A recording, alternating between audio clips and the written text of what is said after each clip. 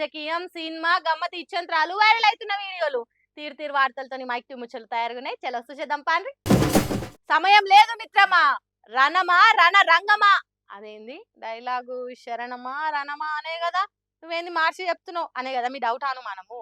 ఈ డైలాగ్ నేను చెప్తుంది కాదబ్బా, బీఆర్ఎస్ పార్టీ వాళ్ళు చెప్తున్నారు. తిప్పి కొడితే ఎలక్షన్లకు 2 ఏళ్లు మాత్రమే ఉన్నాయి కాబట్టి మనం చేయబోయే కార్యాలు సర్కార్ను సతమతం చేయాలి. ముప్పు తిప్పలు పెట్టి 3 షర్ల నీళ్లు దాపాలి. అందుకోసం అన్ని ప్లాన్లు తయారుగున్నాయి, మీరు రెడీగా ఉండండి అని చెప్తుండు కేటీఆర్ సారు. ఏప్రిల్ 27 తర్వాత ఏప్రిల్ 27 నాడు మన పార్టీ ఆవిర్భావ దినోత్సవం ఉన్నది. ఏప్రిల్ 20 నాడు మన నాయకుడు కేసీఆర్ గారు జగిత్యాలలో జరిగే బహిరంగ సభకు హాజరు కాబోతా ఉన్నారు. కాబట్టి ఈ 2 కార్యక్రమాలు అయిన తర్వాత మే జూన్ నెలలో నేను పెద్దలు ఈశ్వర్ గారిని ఆర్ఎస్ ప్రవీణ్ గారిని కోరుతా ఉన్నా, అట్లాగే మా సోదరులందరినీ కోరుతా ఉన్నా, ముందుగా ఎస్సీ ఎస్టీలతోనే ప్రారంభం చేద్దాం ఎక్కడో దగ్గర. అట్లాగే ఆ డిక్లరేషన్లు వీళ్ళు ప్రకటించిన రోజు కూడా మనం తప్పకుండా ప్రజలకు గుర్తు చేయాల్సిన అవసరం ఉంది. కామారెడ్డి డిక్లరేషన్, చేవెళ్ళ డిక్లరేషన్, మహిళా డిక్లరేషన్ ఏదైతే చేసినారో, వరంగల్లో రైతు డిక్లరేషన్, యువజన డిక్లరేషన్ హైదరాబాద్లో, విద్యార్థి డిక్లరేషన్ ఇక్కడే, మహిళా డిక్లరేషన్, ఒక్కొక్క వర్గానికి సంబంధించి కాంగ్రెస్ చేసిన ప్రామిస్ల మీద మనం కూడా అంతే పకడ్బందీగా అవసరమైతే అదే స్థలంలో అదే పట్టణంలో బ్రహ్మాండమైన బహిరంగ సభలతో పాటు జాగృతం చేసే విధంగా ఈ 2 ఏళ్ల కార్యాచరణ రూపొందించుకుందాం. తప్పకుండా నాకైతే విశ్వాసం ఉంది. వరుస పెట్టి సభలుంటాయి. ఇక కాసుకో కాంగ్రెస్ సర్కార్ గులాబీ దండు యుద్ధంలోకి దిగుతున్నది. ఏప్రిల్ 20 తారీఖున జగిత్యాలలో కేసీఆర్ మీటింగ్ ఉంటది. తర్వాత ఏప్రిల్ 27న బీఆర్ఎస్ పార్టీ పుట్టినరోజు సభ ఉంటది. ఆ తర్వాత కాంగ్రెస్ పార్టీ ఎక్కడెక్కడ ప్రజలకు హామీలు ఇచ్చిందో అక్కడనే వాళ్ళ బట్టలిప్పి బజార్లో కూసుండబెట్టే పని చేయబోతున్నాం. ఓపిక వట్టే కాడికి పట్టినాం. ఉత్త ఉంటే ఊరందరినీ చంపిండట వెనకటెవడు. హాగు అట్లా మనం సభలు సమావేశాలు పెట్టకుంటే రేవంత్ రెడ్డి చెప్పిన అబద్ధాన్నే చెప్పి చెవులు వాయగొడతాడు. కాబట్టి అందరు తయారుగా ఉండాలి. 2 ఏళ్లు విశ్రాంతి లేకుండా కష్టపడాలి. తెలంగాణ ప్రజలకు మనం తప్ప ఇంకోవాళ్ళు దిక్కు దశ లేరు అన్నట్టు పనిచేయాలి. కేసీఆర్ నాయకత్వంలో రాష్ట్రం తెచ్చుకున్నదే కాదు, తెచ్చుకున్న తెలంగాణను తెల్లగా చేసుకున్నాం. ఇప్పుడు కాంగ్రెస్ చేతులకు పోయి గోసపడుతున్నది. కాబట్టి కాంగ్రెస్ చేసిన మోసాన్ని ఇప్పి చెప్పాలి. రైతు డిక్లరేషన్, నిరుద్యోగ డిక్లరేషన్, ఆ డిక్లరేషన్ ఈ డిక్లరేషన్ అని చెప్పిండ్రు. వాటన్నిటిని పటాపంచలు చేయాలి. పెసరు షేడ్ల బొడగొట్టుకొని పప్పు అటకల ఎంకులాడుకోవద్దు. కాంగ్రెస్ పార్టీలు ఎక్కడ సభ పెట్టి ఏ డిక్లరేషన్ చెప్పిండ్రో అక్కడనే మనం సభలు పెట్టి అవి డిక్లరేషన్లు కాదు డీలా వాడేసే కార్యాలని చెప్పుదాం అన్నట్టు అంబేద్కర్ జయంతి సభలో మాట్లాడుకుంటా పార్టీ చేయబోయే కార్యాలు ముచ్చటే చెప్పిండు. కోపు చూస్తుంటే రేపో మాపో ఎన్నికలు రాబోతున్నాయి. ఇట్లా విజిలుదుడే ఆలస్యం ఫస్ట్ ఉరకాలి అన్నట్టు హుషారుగున్నారు బీఆర్ఎస్ పార్టీలు. చూడాలి మరి సభలు ఎట్లా జరుగుతాయి, బీఆర్ఎస్ పార్టీ ఏ తిరుగు హుషారైతుంది అనేది. రాజకీయాలు ఎంత గమ్మతుంటాయంటే, నిన్నటిదాకా అవినీతి పరుడు, మోసగాడు, ప్రజాదోహి అని తిట్టిన లీడరే పార్టీ మారంగానే దేవుని తిరుగా అనొస్తాడు. అంటే పొట్టు తిట్టిన నోరే పొగుడుకుంటా భజన చేసినంత పని చేస్తారు. అందుకే రాజకీయ లీడర్లను మించిన మహానటులు కమలా హాసన్లు ఉండరు అనిపిస్తుంది నాకు. ఎందుకు ఈ ముచ్చట్లు చెప్తున్నా అంటే ఇగో ఇందుకే. కేసీఆర్ గారితో నాకున్నటువంటి అనుబంధం ఇప్పుడే సోదరు వసంత గారు అన్నట్టు జీవితంలో నాకు ఈనాడు కాదు, చాలా వరకు జగిత్యాల పాత్ర ప్రజానికి అందరూ కూడా తెలుసు. నేను ప్రజా జీవితంలో రాక ముందు నుండి కూడా అసలు వ్యక్తిగతంగా కుటుంబ పరంగా కూడా పరిచయం ఉన్నటువంటి ఒక వ్యక్తిని. మేము 83 అంటే తెలుగుదేశం పార్టీ ఆవిర్భావంలో కలిసి ప్రయాణం. తదుపరి కాలంలో రాజకీయంగా మరి భిన్న అభిప్రాయాలతో భిన్న రాజకీయ పార్టీల్లో వేదికలు పంచుకోవడంతో భావాలు ఒకటైనా కానీ భిన్న వేదికల్లో కొనసాగింది. తెలంగాణ రాష్ట్ర ఏర్పాటు ఉద్యమ రథసారథిగా ఏదైతుందో వారు ఏదైతే ఉద్యమం చేపట్టబడడం జరిగిందో వాస్తవంగా నాడు యావత్ తెలంగాణ ప్రజానీకం వారికి అండగా నిలుస్తుంది. 2006-8లో నేను వారికి ప్రత్యర్థిగా ఎన్నికల్లో పోటీ చేయడం జరిగింది. కానీ దీంట్లో అది ఒక రాజకీయ పార్టీ ప్రతినిధిగా పోటీ చేయడం జరిగింది. అంతే తప్ప ఏదైతుందో వారి పట్ల కానీ లేక తెలంగాణ అంశం పట్ల కానీ భిన్న అభిప్రాయంతో కాదు. వారు కూడా ఎప్పుడు చెప్తుంటారు వాళ్ళు జీవన్ రెడ్డి గారితో నాకు ఉన్నటువంటి అనుబంధం ఏదైతుందో ఈ రాజకీయాలకు అతీతంగా ఉన్నటువంటి అనుబంధం. అవు సారు పార్టీ మారంగానే కేసీఆర్ సారు మంచోడైండు అంతేనా? మేము చాలా ఏళ్ల నుంచి తెలిసిన వాళ్ళం, కలిసి నడిచిన వాళ్ళం అంటుర్రు. బరాబరే కావచ్చు గాని తెలంగాణ కోసం పోరాటం జరుగుతుంటే కేసీఆర్ మీద పోటీ చేసి ఓడించటానికి గట్టి ప్రయత్నం మీరు చేయలేదా సార్? కేసీఆర్ సార్ ఓడిపోతే తెలంగాణ సెంటిమెంట్ అనేది లేదు, తెలంగాణ జనాలు కేసీఆర్ ను ఓడించిండ్రు అని చెప్పేటోళ్ళు. కానీ కేసీఆర్ సార్ దిక్కు జనాలు నిలబడి గెలిపించిండ్రు కాబట్టి తెలంగాణ ఉద్యమం బచాయించింది. ఒకవేళ అప్పుడు మీరు గెలిచేది ఉంటే కథ ఇంకో తీరు ఉండేది కావచ్చు కదా జీవన్ రెడ్డి సారు. సరే ఆ పోటీ నా సొంతంగా తీసుకున్న నిర్ణయం కాదు, కాంగ్రెస్ పార్టీ చెప్పినందుకే పోటీ చేసిన అంతే అంటున్నారు కావచ్చు. కానీ కేసీఆర్ సార్ ను ఓడించటానికి గట్టిగా కష్టపడ్డది మాత్రం నిజమే కదా సారు. సరే ఇప్పటికైనా కేసీఆర్ సార్ తెలంగాణ రాష్ట్రానికి ఏం చేసిండు, ఎంత చేసిండు, మంచి చేసిండా చెడు చేసిండా అనేది జనాలకు మీ చుట్టూ ఉండే కార్యకర్తలకు అర్థమయ్యేటట్టు చెప్పు. అట్లనే బీఆర్ఎస్ పార్టీల షేరికైతే ఎసొంటి గౌరవం ఇస్తారు, ఏ పదవులు ఇస్తామన్నారో అది కూడా చెప్పుండ్రి. పార్టీ మారితే మారిండ్రు కానీ తెలంగాణ జనానికి నష్టం జరిగే పనుల మీద కొట్లాడు మాత్రం మరవకుండ్రి. ఏ పార్టీలకు పోతే ఆ పార్టీ లీడర్లను పొగిడితే పొగుడుండ్రి గాని ప్రజల బాధలు కూడా జర పట్టించుకోండి జీవన్ రెడ్డి సారు అంటుర్రు పార్టీ మారినోళ్ళ తరీక చూస్తున్న తెలంగాణ జనాలు. ఈ దేశంలో ఎసోంటి రాజ్యం ఉండాలి అని ప్రపంచ రాజ్యాంగాలన్నీ చదివి మన దేశానికి తగ్గట్టు మంచి రాజ్యాంగం ఉండాలని తన మెదడునంతా రంగరించి ఆలోచించి రాత్రి పగలు చదివి ప్రపంచంలోనే అతిపెద్ద రాజ్యాంగాన్ని రాసిండు అంబేద్కర్. అంబేద్కర్ అంటే ఒక శక్తి, వెనుకబడ్డోళ్లను ముందుకు నడిపించేదానికి తన చిటికెనేలును అందించిన ప్రపంచ జ్ఞాని, మనిషి బతుకును మార్చేది ఒక్క చదువు తప్ప ఇంకోటి కాదని నిరూపించిన మేధావి. ఆ గొప్ప మనిషిని కొంతమంది మా లీడర్ అన్నట్టు చూస్తున్నారు, ఇంకొంతమంది దూరం పెడుతున్నారు. కానీ అంబేద్కర్ ఎక్కడ ఒత్తిడి ఉంటుందో, ఎక్కడ అణిచివేత ఉంటుందో, ఎక్కడ దోపిడి ఉంటుందో, ఎక్కడ చిన్న చూపు ఉంటుందో అక్కడ తన అక్షరాలను రక్షణగా చేసిండు. దేశ ప్రజలందరి కోసం రాజ్యాంగాన్ని రాసిండు. యావత్ భారతదేశ ప్రజల కోసం పాటుపడిన అంబేద్కర్ పుట్టినరోజును తెలంగాణ నేతలంతా ఘనంగా జరిపిండ్రు. ఎవరెవరు ఎక్కడెక్కడ ఎట్లెట్లా జరిపిండ్రు అనేది ఒకసారి చూద్దాం పాండ్రి. ఎవరు అవునన్నా ఎవరు కాదన్నా అంబేద్కర్ లేకుంటే మన దేశం ఇట్లుండేదే కాదు. అణిచివేయబడ్డోళ్లను అందలం ఎక్కిచ్చిండు, రాష్ట్రాల ఏర్పాటు ఎట్లనో చెప్పి తెలంగాణ వచ్చేతానికి బాటలేసిండు, కట్టుబట్టలు లేని ఇంటి నుంచి కలెక్టర్ దాకా ఎదిగే హక్కులు కల్పించిండు. అందుకే దేశంలో ఉన్న లీడర్లంతా ఏప్రిల్ 14న అంబేద్కర్ను దలుచుకున్నారు. తన విగ్రహాలకు పూలదండలేసి మొక్కి మాకీ హక్కులు కల్పించిన మహానీయుడా నీకు వందనాలు అన్నట్టు మొక్కిండ్రు. AP CM Chandrababu Naidu, Telangana CM Revanth రెడ్డిలు అంబేద్కర్ విగ్రహాలకు ఫోటోలకు పువ్వులు జల్లి దండలేసి దండాలు పెట్టిండ్రు. సీఎం రేవంత్ రెడ్డి సార్ మాట్లాడుకుంటూ అంబేద్కర్ ఆలోచనలతోని మా కాంగ్రెస్ సర్కార్ పనిచేస్తున్నది, అందుకే వాళ్ళకు చాలా కొలువులు వచ్చేటట్టు చేసినాం అన్నట్టు చెప్పుకొచ్చిండు.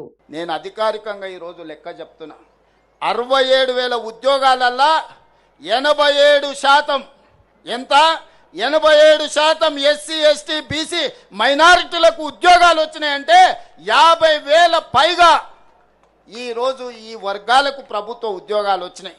ఇంతకుముందే మా మిత్రుడు లక్ష్మణ్ చెప్పాడు, గ్రూప్ 1 రిజల్ట్లో మా పిల్లలకు చాలా ఉద్యోగాలు వచ్చినాయి. రెండు రాష్ట్రాల సీఎంలు అంబేద్కర్ని ఇట్లా తలుచుకుంటే ప్రతిపక్ష పార్టీలు కూడా మేమేం తక్కువ కాదు అన్నట్టు వైఎస్ఆర్సీపీ పార్టీ లీడర్ జగన్ అంబేద్కర్ ఫోటోకు పువ్వులు జల్లి దండాలు పెట్టిండు. తెలంగాణ మాజీ మంత్రి హరీష్ రావు సార్ మాట్లాడుకుంటా, ముఖ్యంగా యువత బాగా చదవండి, చదువు మీ జీవితాన్ని మారుస్తుంది, ఈ వ్యసనాలకు దూరంగా ఉండండి. ఈ మధ్య కాలంలో కొన్ని గుడుంబ గంజాయి లాంటి గ్రామాల్లో స్టార్ట్ అవుతా ఉన్నాయి. అలాంటి వ్యసనాలకు లోనైతే జీవితం నాశనం అయిపోతుంది.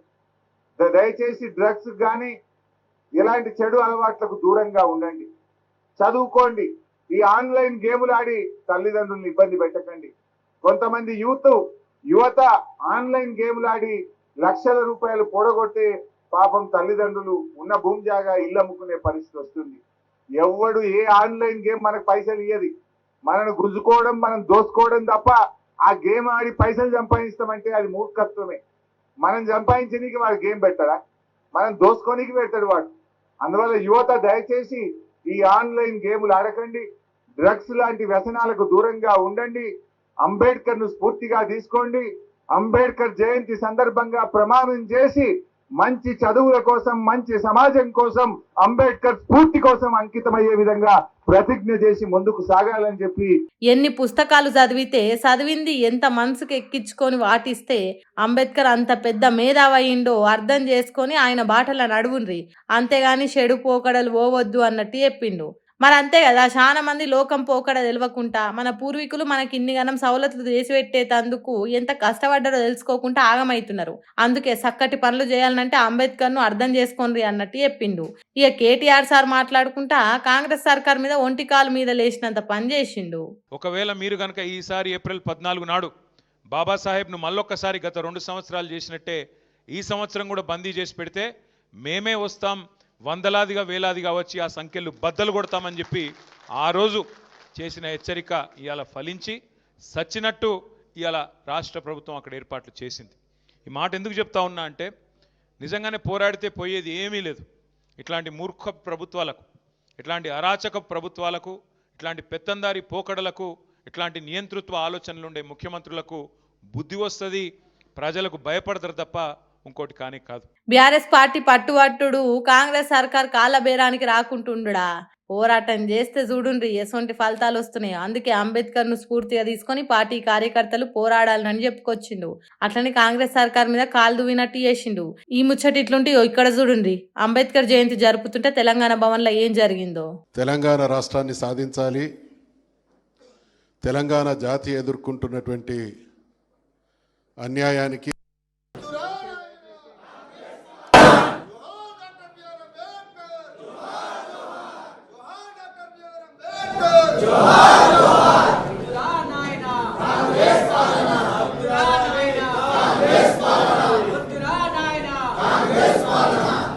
తెలంగాణ మొట్టమొదటి అసెంబ్లీ స్పీకర్ మధుసూదనాచారి మాట్లాడుతుంటే పుటుక్కున కరెంటు పోయింది. మొత్తం చీకట్ అయింది. ఇంకేమున్నది, సెల్ లైట్లు ఆన్ చేసి బీఆర్ఎస్ కార్యకర్తలు వద్దురా నాయన కాంగ్రెస్ పాలన ఆన్లోలి చేసిండ్రు. ఇక రాజ్యాంగంలో అందరూ సమానమే అని అంబేద్కర్ జయంతి నాడు అట్లా ఎట్లా కుదురుతుంది? పాలించేటోళ్లకు ప్రతిపక్షాలు ఉన్నోళ్లకు సమాన హక్కులు ఎట్లుంటాయి అన్నట్టు అంబేద్కర్ తీసుకొచ్చిన సమాన హక్కును అవమానం పాలు చేసినట్టు కాంగ్రెస్ పార్టీ ఫ్లెక్సీలు ఉంచి బీఆర్ఎస్ పార్టీ వాళ్ళ ఫ్లెక్సీలు దించిండ్రు. ఇక ఇంత మంచిగా ఉన్నది అంబేద్కర్ పట్ల కాంగ్రెస్ పార్టీ వాళ్ళకి అభిమానము. ఏందో ఏమో గాని కులం మతం అని తేడా లేకుండా మనిషిని మనిషిగా చూడాలి అని కోరుకున్న అంబేద్కర్ కు మళ్ళొకసారి దండాలు పెట్టుకుందాం. ఏమంటున్నా? నన్ను నోటికి ఎంత వస్తే అంత తిట్టిండు, కొట్టిండు, ఇష్టం వచ్చినట్టు దన్నిండు. అందుకే నా కోపం వచ్చి కత్తి తీసుకొని కసా పొడిచి చంపినా. కాబట్టి నేను చేసింది తప్పే కాదని కోర్టులు అంటే నడుస్తుందా? చట్టాన్ని చేతులకు తీసుకునే దానికి నీకేం అధికారం ఉంటది? నీ తీరుగానే ఎవరికి వాళ్ళు చంపుకుంటూ పోతే కోర్టులుండి ఎందుకు అని అడుగుతాయి. ఎన్నెన్ని సినిమాలల్లో చూడలేదు మనం. గా చిన్న లాజిక్ హైడ్రా ఆఫీసర్లు ఎందుకు తెలుస్తలేదు ఏం పాడు. అందుకే హైకోర్టు ఈసారి సుత్తెతో నెత్తి వలగొట్టేటట్టు కొట్టింది హైడ్రాను. మనిషికో మాట గొడ్డుకో దెబ్బ అంటే ఏంది?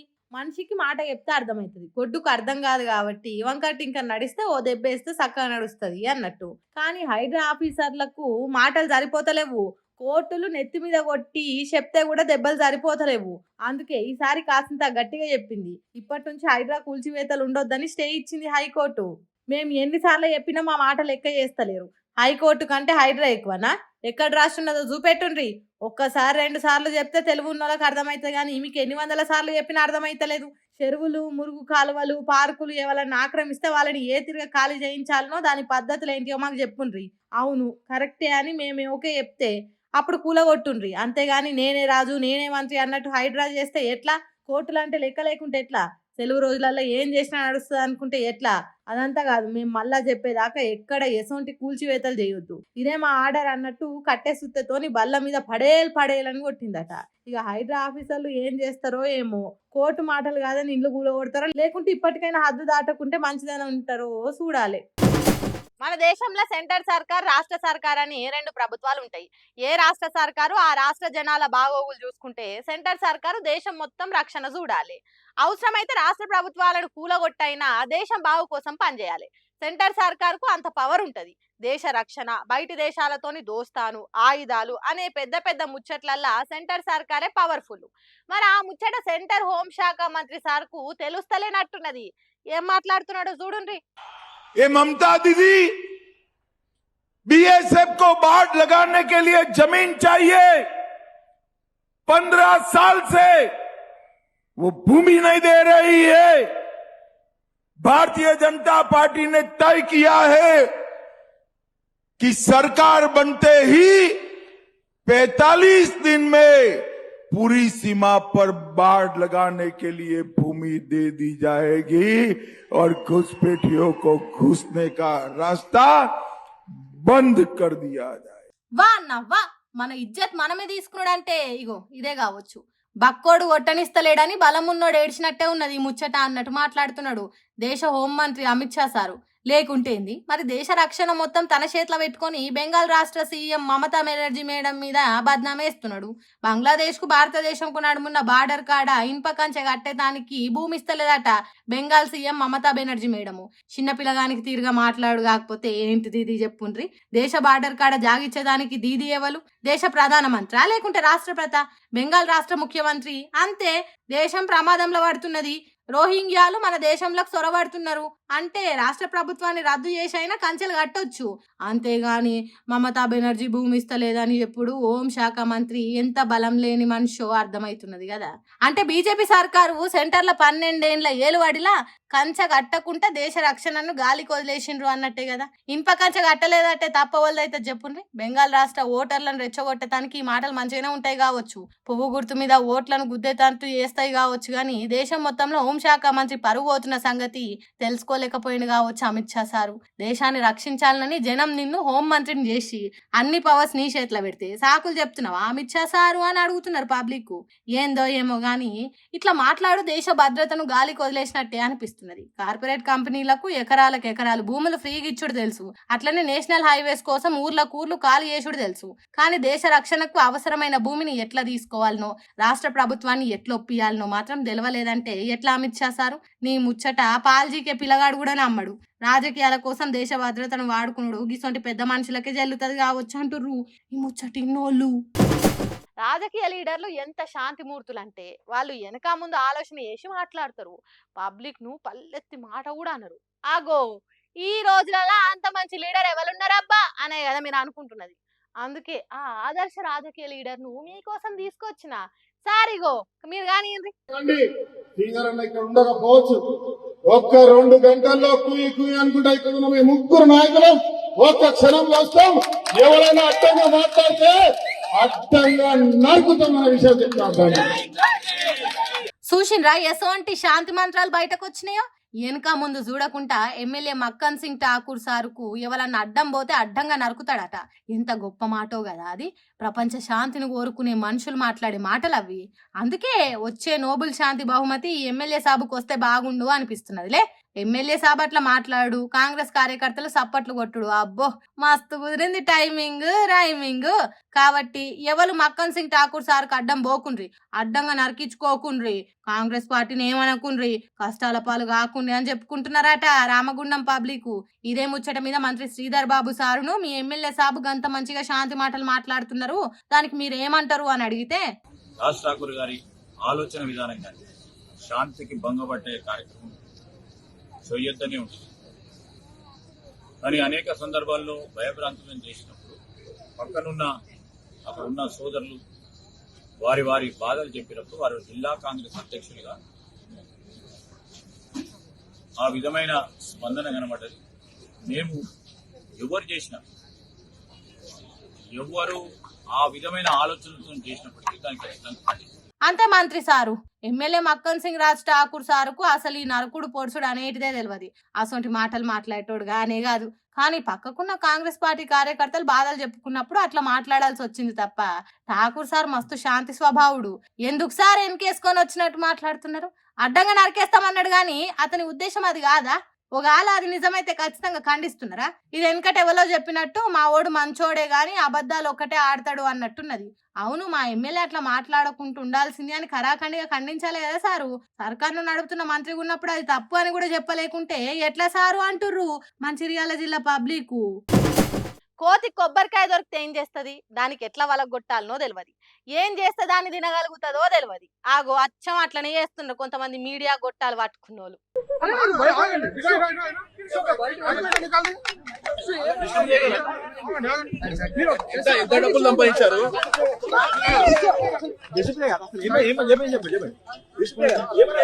ఏందయ్యా సామి, దేశం మీద ఏం వార్తలు లేనట్టు కొందరు విష్ణుప్రియ ఎంబటే వాడుతున్నారు.